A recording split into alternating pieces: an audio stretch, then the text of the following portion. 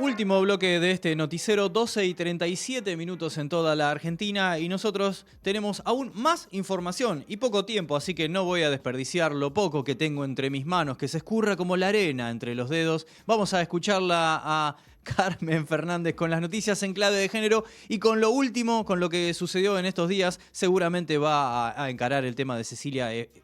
Seguramente porque hay novedades permanentemente, pero además están sucediendo otras cosas, así que para ello tenemos a Carmen Fernández y las noticias en clave de género. Muy buenos días, soy Car Fernández. Vamos a finalizar la semana con algunas noticias en clave de género.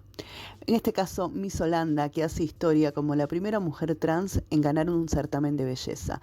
Se trata de Ricky Collet, quien se convirtió hace 2 semanas en la primera concursante abiertamente transgénero en ganar el título de Miss Países Bajos y representará además a su país en Miss Universo a finales de este año en El Salvador. Ella publicó en sus redes sociales, dijo: lo hice, sí, soy trans y quiero compartir mi historia, pero también soy Ricky y quiero comentarles que no me importa, según expresó la modelo, ¿no?, a través de una publicación en redes sociales. Aunque Ricky será la primera holandesa transgénero en el concurso, no va a ser la primera mujer trans en competir por la corona de Miss Universo. Anteriormente lo hizo Ángela Ponce, que se convirtió en la primera concursante trans del certamen cuando representó a España en el año 2018. Nuevamente Rusia, en este caso, aprobó un proyecto de ley que prohíbe las cirugías de reasignación de sexo. La Duma estatal rusa aprobó un proyecto de ley que prohíbe estas cirugías de reasignación de sexo.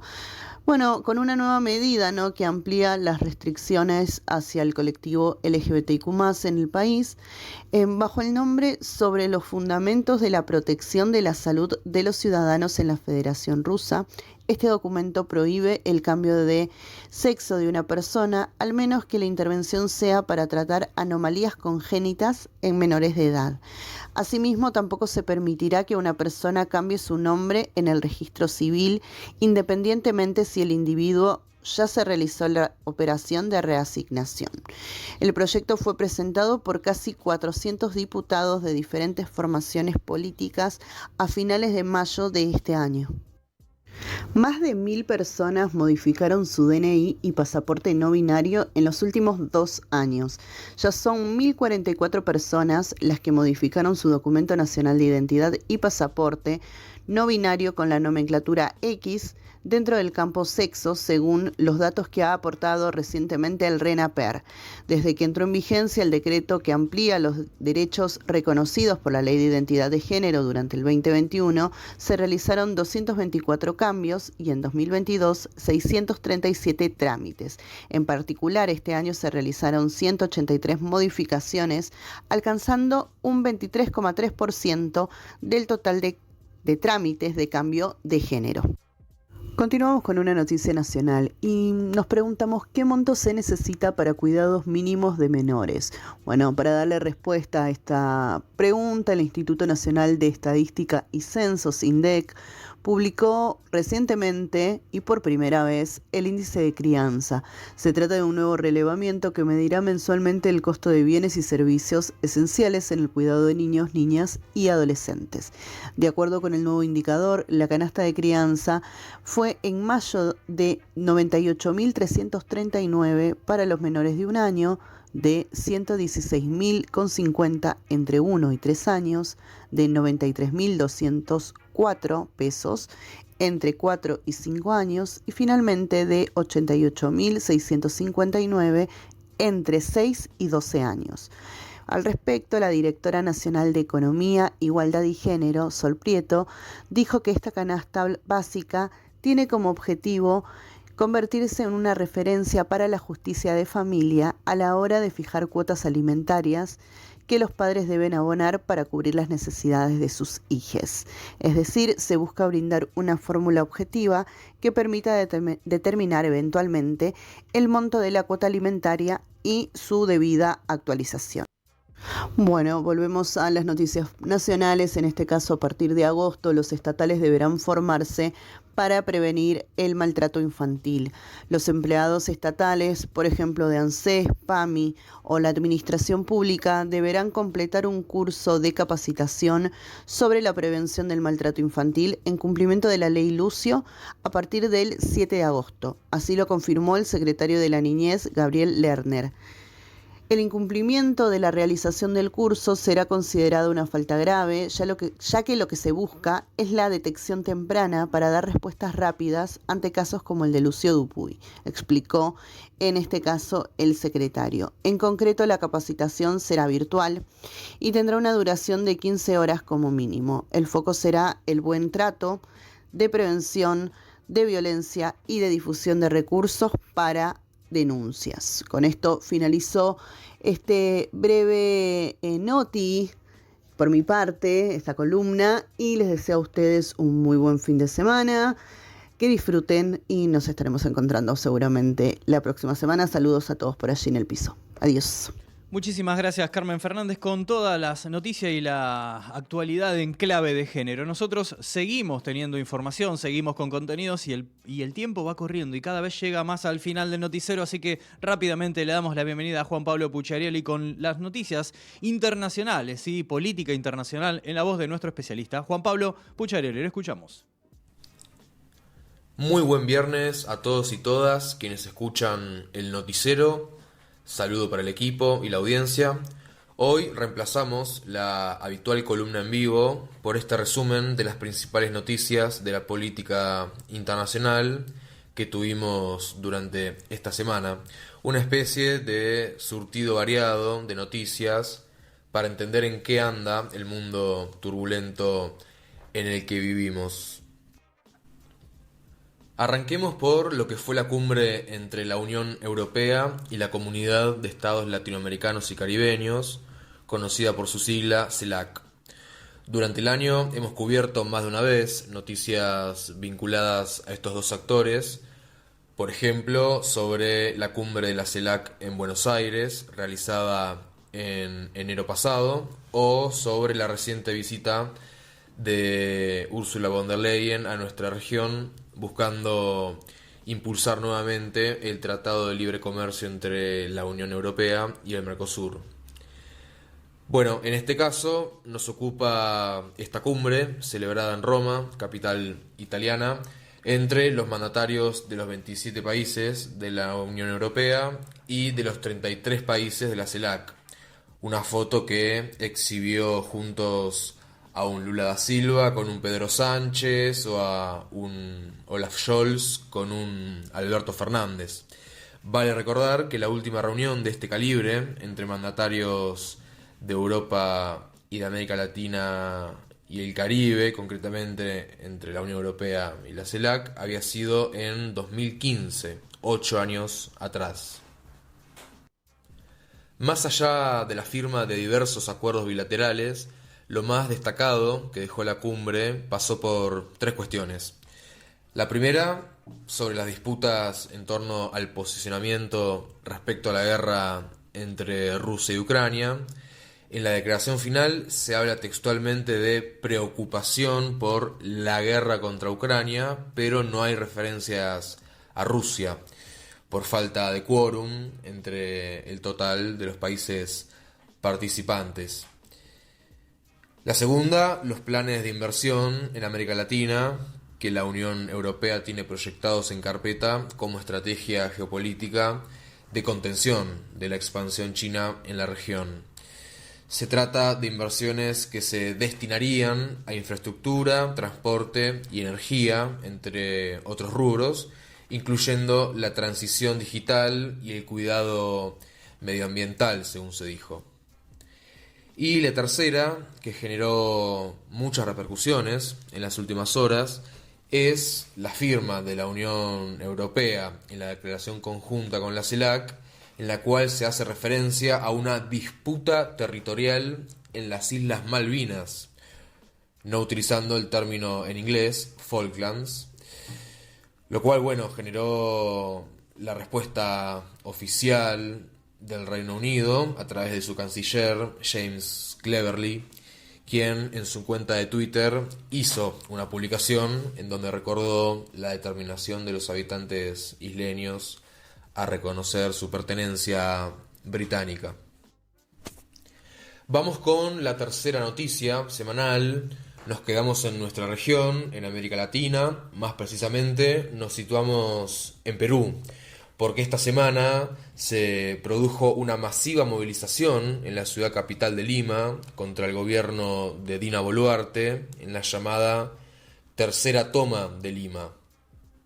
La principal exigencia de los manifestantes es la renuncia de Boluarte y el llamado a elecciones generales, ya que no reconocen la legitimidad de la actual presidenta, quien no fue votada en las urnas, sino que había acompañado en la fórmula presidencial a Pedro Castillo y que había afirmado en su momento que, de ser destituido Castillo, ella se iría con él. Recordemos que en diciembre pasado fue removido por el Congreso Nacional el expresidente Pedro Castillo, asumiendo la que entonces era su vicepresidenta Dina Boluarte. Tras las protestas multitudinarias que se desataron luego de la destitución de Castillo, Boluarte decidió ordenar una brutal represión con fuerzas policiales y militares para aplacar las movilizaciones, dejando un saldo de decenas de muertos en todo el país. Recientemente ha afirmado que se descartó la posibilidad de adelantar el llamado a elecciones que se había barajado en un momento y que decidió que buscará completar el mandato presidencial tal como lo estipula la Constitución hasta el año 2026. El secretario general adjunto de la Confederación General de Trabajadores del Perú, Gustavo Minaya, ha convocado en las últimas horas a una nueva jornada nacional de protestas para los días 27, 28 y 29 de julio, por lo cual se prevé que continuarán las manifestaciones. Hasta el momento, el saldo de las últimas horas arroja decenas de heridos luego de la represión desatada por la policía de Perú. Por ahora no se han reportado fallecidos. Llegamos a la cuarta y última noticia de este repaso, que llega desde Bolivia. Luego de un operativo policial contra la minería ilegal en la zona del río Madre de Dios, en la región amazónica de Beni, el gobierno de Luis Arce anunció la puesta en marcha de una política de salud pública tendiente a combatir los efectos del mercurio que produce la actividad minera en la población de las zonas afectadas. Se trata del Plan Mercurio y Salud y de la Guía Técnica para el Diagnóstico Clínico, Tratamiento y Vigilancia de la Intoxicación por Mercurio en Bolivia. El anuncio estuvo a cargo de la ministra de Salud, María René Castro, el ministro de Medio Ambiente y Agua, Rubén Méndez, y el ministro de Minería, Marcelino Quispe, quienes afirmaron que se encuentran avanzando en los proyectos junto a toxicólogos bolivianos y a la Organización Panamericana de Salud.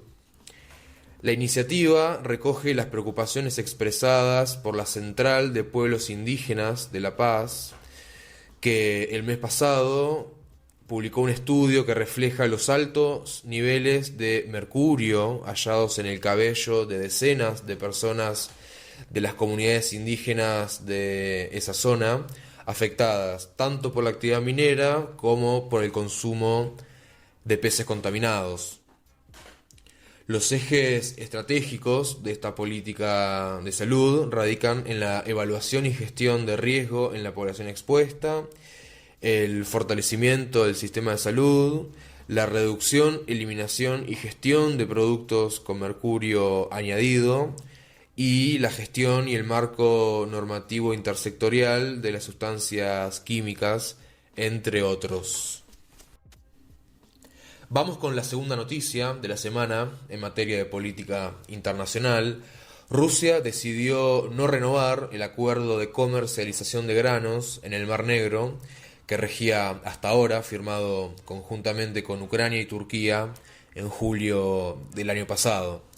El acuerdo había permitido desbloquear las toneladas de granos que estaban atascadas en los puertos ucranianos por la guerra, lo cual había hecho crecer fuertemente el precio internacional de los alimentos en los meses previos a la firma.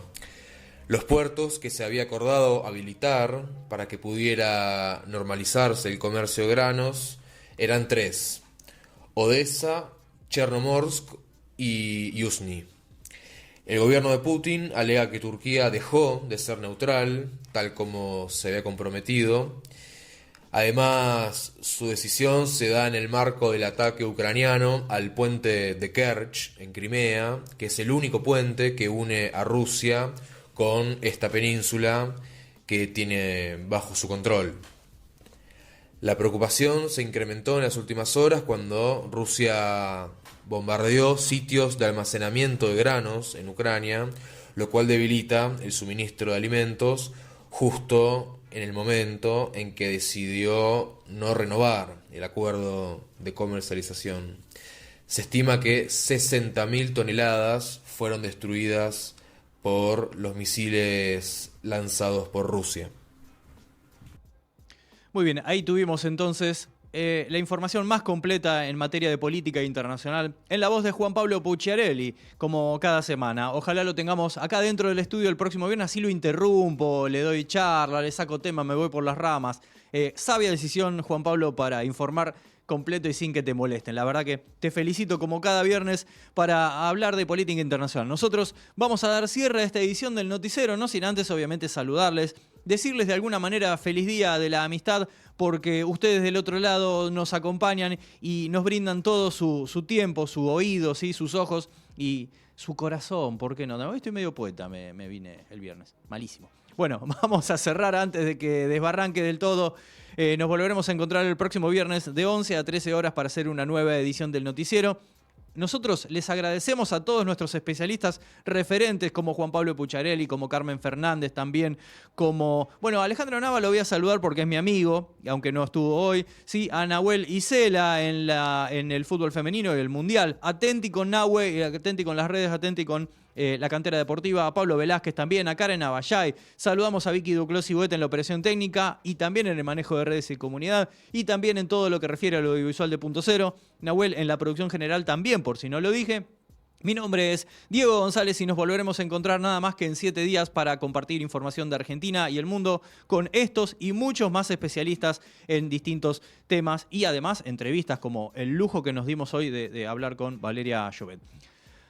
Se quedan en la continuidad de la radio porque hay programación hasta muy, muy tarde hoy viernes. Así que disfruten de todos los programas y contenidos de Punto Cero. Nosotros les decimos que antes de despedirnos, obviamente vamos a tener un flash informativo con lo que hay que saber muy brevemente de esta semana.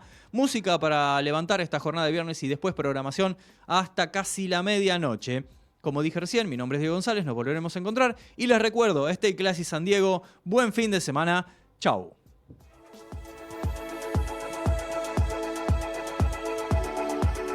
Recaudación anticipada. La Administración Federal de Ingresos Públicos fijó este viernes un pago a cuenta de 15% del impuesto a las ganancias para 190 grandes empresas con resultados impositivos iguales o superior a 600 millones de pesos. Este anticipo busca apuntalar la recaudación, profundizando los controles sobre los sectores de mayor capacidad contributiva. Las islas son Malvinas. El gobierno británico consideró lamentable que la Unión Europea se haya referido a las Islas Malvinas con ese nombre en la declaración que suscribió el martes último con la Comunidad de Estados Latinoamericanos y Caribeños. En la cumbre se reconoció la existencia de la disputa entre Argentina y Reino Unido por la soberanía.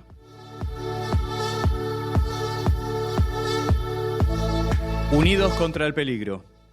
Estados Unidos anunció que 7 compañías tecnológicas aceptaron una serie de compromisos en el desarrollo de la inteligencia artificial para ser más segura y transparente.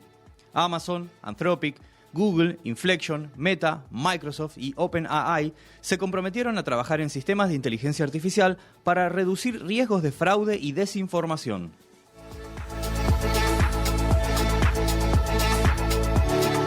Debuta el mejor.